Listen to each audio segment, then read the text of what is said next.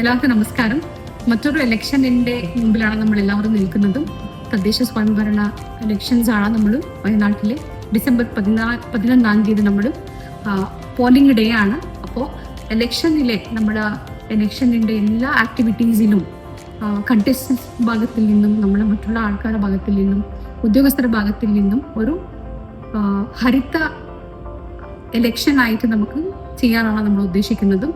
Green protocol അനുസരിച്ചിട്ട് കൂടുതൽ plastics use ചെയ്യാതെ എൻവിറോൺമെന്റൽ ഫ്രണ്ട്ലി ആയിട്ടുള്ള മെറ്റീരിയൽസ് മാത്രം യൂസ് ചെയ്തിട്ട് നമ്മൾ ഈ ഇലക്ഷൻ നടക്കാനാണ് ഉദ്ദേശിക്കുന്നതും. അതിൻ്റെ ഭാഗമായിട്ടാണ് നമ്മൾ പരിപാടികൾ ചെയ്തു വരുന്നതും.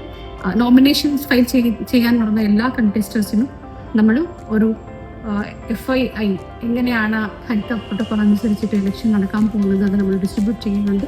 അതുമാത്രമല്ലാതെ ഇലക്ഷൻ വരെ ഒരു വണ്ടി മുഴുവൻ വയനാട്ടിലെ എന്തൊക്കെയാണ് നമുക്ക് അവൈലബിൾ ആയിട്ടുള്ള ഉപകരണങ്ങളും എങ്ങനെയാണ് നമ്മൾ ഓൾട്ടർനേറ്റ് ആയിട്ടുള്ള മെക്കാനിസംസ് യൂസ് ചെയ്തിട്ട് ഗ്രീൻ പ്രോട്ടോകോൾ പാലിക്കാൻ സാധിക്കും, ബോധവൽക്കരണം നടക്കാൻ പോകുന്ന ഒരു വണ്ടി വയനാട് മുഴുവനായിട്ട് ഇൻഫർമേഷന് വേണ്ടി ഇനി ഒരാഴ്ച ഉണ്ടാവും.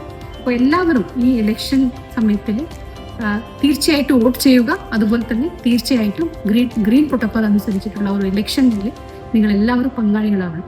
നന്ദി, നമസ്കാരം.